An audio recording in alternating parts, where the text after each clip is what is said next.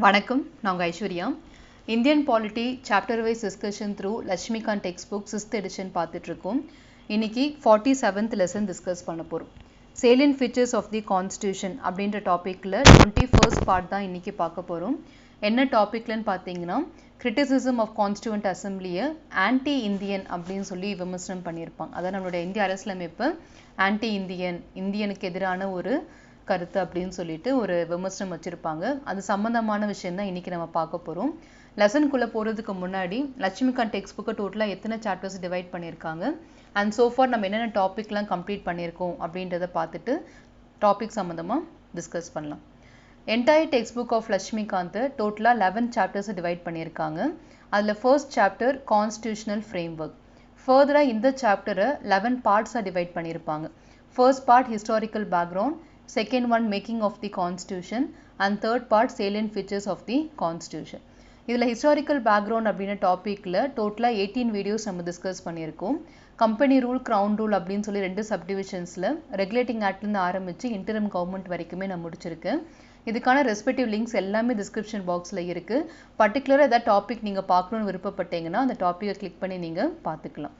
And இது சம்மந்தமான ஒரு குவிஸ் நான் அப்லோட் பண்ணியிருக்கேன். டோட்டலாக அதில் ஒரு 20 கொஸ்டின்ஸ் கிட்ட இருக்கும். அண்ட் அதுக்கான டீட்டெயில்டு எக்ஸ்ப்ளனேஷனும் ப்ரொவைட் பண்ணியிருக்கேன். ஸோ தட் நீங்கள் ஒன்ஸ் இந்த தியரியை முடிச்சதுக்கப்புறமா உங்களை நீங்கள் எவாலுவேட் பண்ணிக்கிறதுக்கு அந்த குவிஸ் நீங்கள் அட்டன் பண்ணி பார்த்துக்கலாம். அப்படி அட்டன் பண்ணுறவங்க நிச்சயமாக உங்களுடைய ஸ்கோர்ஸை கமெண்ட்டில் கொடுங்க. So that I will be feeling very happy. அந்த குவிஸ் சம்மந்தமான ஒரு எஃபர்ட் நல்ல விதமாக போயிருக்கு அப்படின்னு சொல்லி எனக்கு சந்தோஷமாக இருக்கும். Second thing, making of constituent assembly அப்படின்ற சாப்டரில் 14 வீடியோஸ் நான் டிஸ்கஸ் பண்ணியிருக்கேன். டிமாண்ட் ஃபார் அ கான்ஸ்டியூவன்ட் அசம்பிளிலேருந்து ஆரம்பித்து ரெப்ரசன்டேஷன் கான்ஸ்டியூவன்ட் அசம்பிளி வரைக்குமே முடிச்சிருக்கு. டோட்டலாக இதில் 14 வீடியோஸ் இருக்குது. அண்ட் இதுக்கான லிங்க்ஸ் எல்லாமே டிஸ்கிரிப்ஷன் பாக்ஸில் இருக்குது. குவிஸ் 2 அப்படின்றது இது சம்மந்தமாக நான் அப்லோட் பண்ணியிருக்கேன். அதுவும் நீங்கள் செக் பண்ணி பார்த்துக்கலாம். தேர்ட் பார்ட் தான் salient features of the constitution. இதில் பேசிக்கான ஃபீச்சர்ஸ் எல்லாமே நான் டிஸ்கஸ் பண்ணிட்டேன். அண்ட் இதுக்கு அடுத்ததாக பார்த்தீங்கன்னா ஒரு கிரிட்டிசிசம் அப்படின்னு சொல்லிட்டு ஒரு டாபிக் கொடுத்துருப்பாங்க. டோட்டலாக 6 கிரிட்டிசிசம் இருக்குது. அதான் இப்போ நம்ம பார்த்துட்ருக்கோம்.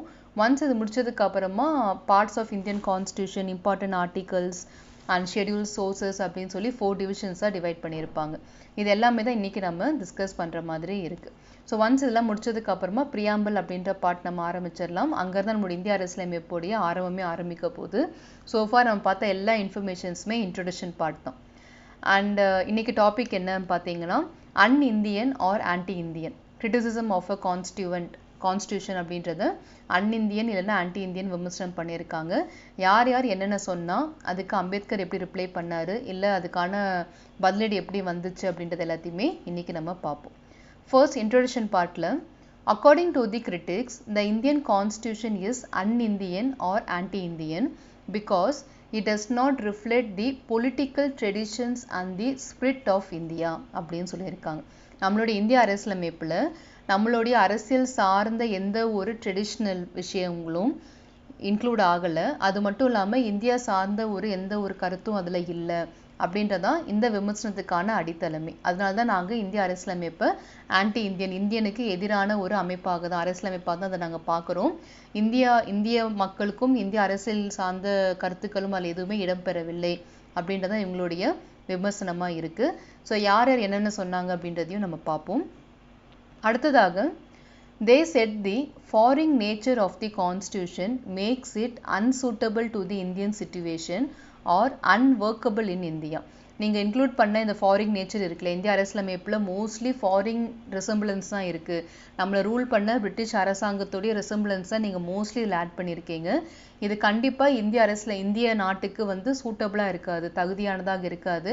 அண்ட் இதில் இருக்கக்கூடிய எந்த ஒரு இன்ஃபர்மேஷன்ஸோ இருக்கட்டும், சட்டமாக இருக்கட்டும், எதுவுமே ஒர்க் அவுட் ஆக போகிறதும் இல்லை இந்திய மண்ணில் அப்படின்றது இவங்களுடைய கருத்தாக இருக்குது. ஸோ ஃபாரின் நேச்சரில் இருக்கிறதுனால, ஃபாரின் நேச்சரை என்ன சொல்ல வராங்கன்னா, நம்மளை ரூல் பண்ணது பிரிட்டிஷ் அரசாங்கம், so western countries, European country, இவங்களுடைய சார்ந்த விஷயங்கள் 1935 ஆக்ட் முன்னாடி நம்ம பார்த்தோம் இல்லையா, கார்பன் காப்பி ஆஃப் 1935 ஆக்ட், அதில் இருக்கக்கூடிய விஷயங்கள் தான் மோஸ்ட்லி இன்க்ளூட் பண்ணியிருக்கீங்க. அண்ட் நீங்கள் ரெஃபரன்ஸ் எடுத்துக்கக்கூடிய நாடுகள் இருக்கு இல்லையா, சோர்சஸ் பின்னாடி நம்ம பார்ப்போம். நிறைய நாட்டில் நம்ம ரெஃபரன்ஸ் எடுத்திருப்போம். அந்த எல்லா நாடுகளுமே மேற்கத்திய நாடுகள் தான், அவங்களுடைய ரெசம்பிளன்ஸ் தான் நீங்கள் எடுத்திருக்கீங்க. ஸோ உள்ளே எடுத்து பார்த்தோம் அப்படின்னா மோஸ்ட்லி எல்லாமே வெஸ்டர்ன் கண்ட்ரிஸோடைய ரிசம்பிளன்ஸ் தான் இங்கே இருக்குது. அப்படி இருக்கும்போது இந்திய நாட்டுக்கு அது எப்படி வந்து சூட்டபுளாக இருக்கும் நீங்கள் எதிர்பார்க்குறீங்க அப்படின்றத இவங்களுடைய முக்கியமான குற்றச்சாட்டு. ஸோ அதுக்கு அடுத்து யார் என்ன சொன்னாங்க அப்படின்றதையும் பார்ப்போம். In this context K Hanumanthaiya, a member of the Constituent Assembly, commented, we wanted the music of Veena or sitar. இந்தியாவுடைய ட்ரெடிஷன் என்னன்னு பார்த்தீங்கன்னா நமக்கு தேவையானது கிளாசிக்கல் டச் இருக்கக்கூடிய மியூசிக் தான். But here we have the music of an English band. But இவங்க என்ன உருவாக்கி வச்சிருக்காங்கன்னா இங்கிலீஷ் பேண்ட் சம்மந்தமான மியூசிக்கை உருவாக்கி வச்சிருக்காங்க. அது நமக்கு ரசிக்கும்படியாக எப்படி இருக்கும் அப்படின்றதான் இவருடைய குற்றச்சாட்டு. That was because our constitution makers were educated that way. ஏன்னா அவங்களுடைய கல்வி முறை எல்லாமே வெஸ்டர்ன் எஜுகேஷன் டச்சில் இருக்கிறதுனால, வெஸ்டர்ன் எஜுகேஷன் இந்தியாவுக்குள்ளே இருந்துச்சு இல்லையா, பிரிட்டிஷ் நம்மளை ரூல் பண்ணும் போது எல்லாருமே மேற்கத்திய வழிமுறைகள் தான் படிக்க ஆரம்பித்தாங்க.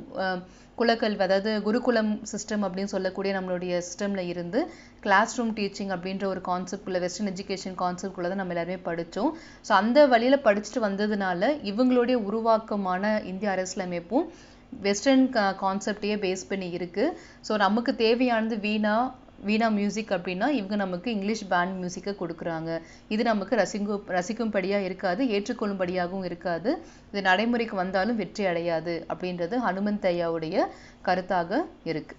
அடுத்து யார் என்ன சொல்றாங்கன்னா, similarly Loganath Mishra, another member of the Constituent Assembly, criticized the constitution as a slavish imitation of the West, much more a slavish surrender to the West அப்படின்னு சொல்லியிருக்காங்க. ஸோ இந்த ஸ்டேட்மெண்ட் ஆக்சுவலாக எக்ஸ்பிளைன் பண்ணணும்னா ரொம்ப டீட்டெயிலாக எக்ஸ்பிளைன் பண்ணலாம். இங்கே இருக்கிற வார்த்தை என்னமோ ரெண்டு லைனில் மோரலஸ் சிமிலராக இருக்குது. எல்லா வார்த்தைகளுமே சிமிலர் தான். ஸ்லாவிஷ், வெஸ்ட் எல்லாமே சிமிலர் தான்.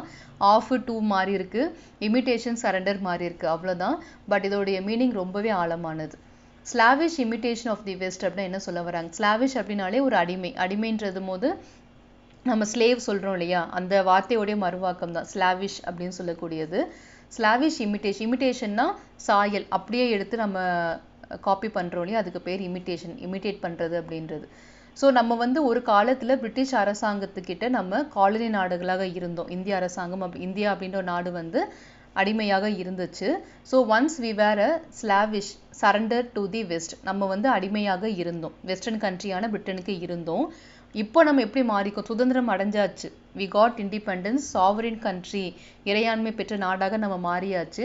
அப்படி இருந்தும் இன்னைக்கு நம்ம எந்த நிலைமையில இருக்கோம் அப்படின்னு பார்த்தீங்கன்னா ஸ்லாவிஷ் இமிட்டேஷன் ஆஃப் தி வெஸ்டாக இருக்கும். அதே அடிமை சாயல் நமக்கு இந்திய அரசியலமைப்பில் பிரதிபலிக்குது. முன்னாடி நம்ம அடிமை இருந்தோம், இப்போ அவங்களுடைய கருத்துக்கு நம்ம அடிமையாக இருக்கோம், அவ்வளோதான், பெரிய மாற்றம் இல்லை, ஒன்றும் நடக்கலை அப்படின்றது லோகநாத் மிஸ்ராவுடைய கருத்தாக இருக்கு. Similarly, Lokanath Mishra, another member of Constituent Assembly, criticized the constitution as slavish imitation of the West, much more. ஓகேங்களா, நம்ம முன்னாடி வந்து நம்ம அடிமையாக இருந்தோம், அந்த அடிமைத்தனத்தை விட அவங்களுடைய கருத்துக்கு அடிமையாக இருக்கிறது மிகப்பெரிய விஷயம். நம்ம வந்து அடிமையாக இருக்கிறது கூட நம்ம விடுதலை அடைஞ்சிட முடியும், ஆனால் ஒருத்தவங்களுடைய கருத்துக்கு அடிமையாக இருக்கிறதுன்றது நம்மளால் விடுதலை அடையவே முடியாது அப்படின்ற மாதிரி இவர் சொல்லியிருக்காரு. Slavish imitation of the west, much more a slavish surrender to the west அப்படின்றது லோகநாத் மிஸ்ராவுடைய கிரிட்டிசிசமாக இருக்குது. ஸோ ஃபர்தராக நம்ம என்ன பார்க்க போகிறோன்னா, லக்ஷ்மி நாராயண் சாஹூ அப்படின்ற person, another member of the Constituent Assembly, observed, the ideals on which this draft constitution is framed have no manifest relation to the fundamental spirit of India. ஓகேவா, this constitution would not prove suitable and would break down soon after being brought into operation. So இதில் இந்த lesson பொறுத்த வரைக்கும் எல்லாமே criticism மட்டும்தான் இருக்குது. இதுக்கான பதிலடியாக லட்சுமிகாந்த் டெக்ஸ்ட் புக்கில் எதுவுமே பதிவு பண்ணலை. மேபி இதுக்கான பதிலடி கொடுக்காம கூட இருந்திருக்கலாம். ஃபர்தர் லட்சுமி நாராயண் சாஹூ இவரும் கிரிட்டிசைஸும் பண்ணியிருக்காரு. another member of a Constituent Assembly. நம்மளுடைய அரசியலமைப்பு இருக்கு இல்லையா, இதில் இந்திய நாட்டுடைய ஃபண்டமெண்டல் அடிப்படையான ஒரு கருத்து எதுவுமே இதில் இல்லை. அதனால் இது நடைமுறைக்கு வந்தாலும் கூட இது வெற்றி அடையாது, சீக்கிரமாக இது பிரேக் டவுன் ஆயிரும் அப்படின்றது லட்சுமி நாராயண் சாஹூவுடைய கிரிட்டிசிசமாக இருக்குது. வெறும் கிரிட்டிசிசம் மட்டும்தான் இங்கே ரெக்கார்ட் பண்ணியிருக்காங்க, இதுக்கான பதிலடி எதுவுமே நம்மளுடைய டெக்ஸ்ட் புக்கில் கொடுக்கல. ஸோ சொன்ன மாதிரி அந்த பெருசாக இந்த கிரிட்டிசிசம் எடுத்திருக்க மாட்டாங்க, அப்படியே விட்டுருக்கலாம் மேபி. ஸோ நம்ம இன்னைக்கு பாயிண்ட்ஸ் டு ரிமெம்பரில் சோஃபார் என்னென்ன கிரிட்டிசிசம் ஆன்டி இந்தியன் அப்படின்ற அந்த தலைப்பின் கீழே கொடுத்துருக்காங்க அப்படின்றத பார்க்க போகிறோம். முதல்ல அவங்க என்ன சொல்லியிருந்தாங்கன்னா, நம்மளுடைய அரசியல் சார்ந்த ஒரு ட்ரெடிஷனாக இருக்கட்டும், நம்மளுடைய ஸ்பிரிட்டாக இருக்கட்டும் இரண்டுமே நம்மளுடைய இந்திய அரசியலமைப்பில் பிரதிபலிக்கல. அதனால இது இந்தியனுக்கு எதிரான ஒரு அரசியலமைப்பாக தான் நாங்கள் பார்க்குறோம் அப்படின்னு சொல்லி இன்ட்ரடியூஷனில் கொடுத்துருந்தாங்க. அடுத்ததாக ஃபாரின் நேச்சரில் உருவாக்கப்பட்ட இந்த அரசியலமைப்பு நம்ம இந்திய நாட்டுக்கு சூட்டபிளாகவும் இருக்காது, இது ஒர்க் அவுட்டும் ஆகாது அப்படின்றது இரண்டாவது கருத்தாக கொடுத்துருந்தாங்க. அடுத்தது சில பர்சன்ஸ் கிரிட்டிசைஸ் பண்ணியிருந்தாங்க. அதில் ஃபர்ஸ்ட் நம்ம பார்த்தது கே ஹனுமந்தையா அப்படின்ற ஒரு member of a constituent assembly. இவர் என்ன சொன்னார்னா, நமக்கு தேவையானது வீணா மியூசிக் தான், பட் இவங்க வந்து நமக்கு இங்கிலீஷ் பேண்ட் மியூசிக்கை ப்ரொவைட் பண்ணியிருக்காங்க, இது எப்படி நம்மளால் ரசிக்க முடியும் அப்படின்றது சொல்லியிருக்காரு. இதுக்கான காரணமும் அவர் சொல்லியிருக்காரு. கான்ஸ்டியூஷன் மேக்கர்ஸ் எல்லாருமே வெஸ்டர்ன் எஜுகேஷன் மெத்தடில் எஜுகேட் ஆனதுனால அதை சார்ந்த கருத்துக்களே இவங்க ப்ரொடியூஸ் பண்ணியிருக்காங்க, நம்மளுடைய தேவைகளை இவங்க உணரவே இல்லை அப்படின்றது ஹனுமந்தையாவுடைய கருத்தாக இருக்குது. சிமிலர்லி லோகநாத் மிஸ்ரா செகண்ட் பர்சனோட கிரிட்டிசிசம் பார்த்தோம். இவர் ரொம்ப ஸ்ட்ராங்காகவே கொடுத்துருக்காரு. நம்ம ஒரு காலத்தில் வந்து ஸ்லேவிஷ் சரண்டர் டு தி வெஸ்டாக இருந்தோம், நம்ம வந்து வெஸ்டர்ன் கண்ட்ரீஸ்க்கு அடிமையாக இருந்தோம். ஆனால் இன்னைக்கு அவங்களுடைய கருத்துக்கு நம்ம அடிமையாக இருக்கோம், அவங்களுடைய கருத்துக்களுடைய சாயலை தான் நீங்கள் இந்திய அரசியலமைப்பில் சேர்த்துருக்கீங்க. So we are slavish imitation of the west much more a slavish surrender to the west அப்படின்றது லோகநாத் மிஸ்ராவுடைய கருத்தாக இருக்குது. தேர்ட் பர்சன் நம்ம பார்த்தது லட்சுமி நாராயண் சாஹூ அப்படின்றவருடையது. அவர் என்ன சொல்லியிருக்காருன்னா, நம்மளுடைய அடிப்படையான ஸ்பிரிட் இருக்கு இல்லையா, இந்திய நாட்டுடைய அடிப்படையான ஸ்பிரிட் எதுவுமே, ஐடியல்ஸ் எதுவுமே இந்திய அரசியலமைப்பில் இல்லை. ஒருவேளை இது நம்மளுடைய நடைமுறைக்கு வந்தாலும் இதனால சக்ஸஸ்ஃபுல்லாக போக முடியாது, சீக்கிரமாக பிரேக் டவுன் ஆயிரும் அப்படின்றது லட்சுமி நாராயண் சாஹூவுடைய கருத்தாக இருக்குது. ஸோ 3 பேருடைய விமர்சனம் என்ன அண்ட் ஆன்டி இந்தியன் ஏன் சொன்னாங்க அப்படின்றது டீட்டெயிலாகவே இந்த லெசனில் நம்ம டிஸ்கஸ் பண்ணிட்டோம். இதுக்கு அடுத்த தலைப்பு சேம் கிரிட்டிசிசம் தான் பார்க்க போகிறோம். பட் என்ன டாப்பிக்கில் பார்த்தீங்கன்னா அன்காந்தியன் அப்படின்றது, அதாவது காந்தியன் ஃபிலாசபின்னு சொல்லுவோம் இல்லையா, அவர் தான் நம்மளுடைய father of a nation. So அவருடைய ஃபிலாசபி பேஸ் பண்ணி எதுவுமே இந்திய அரசியலமைப்பில் சேர்க்கப்படலை. ஸோ இது காந்தியன் தாட்டுக்கு எதிரானதாக தான் நாங்கள் பார்க்குறோம் அப்படின்றது அடுத்த விமர்சனமாக வச்சுருக்காங்க. ஸோ அது எப்படிலாம் சொல்லியிருக்காங்க, அதுக்கு யாராவது பதிலடி கொடுத்துருக்காங்களா அப்படின்றத அடுத்த வீடியோவில் பார்க்கலாம். இந்த வீடியோ சம்மந்தமாக உங்களுக்கு ஏதாவது சந்தேகம் இருந்துச்சுன்னா கமெண்ட்டில் தெரிவிங்க, நிச்சயமாக நான் கிளாரிஃபை பண்ணுறேன். உங்களுடைய லட்சியங்கள் வெற்றியடைய வாழ்த்துக்கள். படிப்போம், பகிர்வோம், வெற்றியடைவோம். Let's crack it. நன்றிகள்.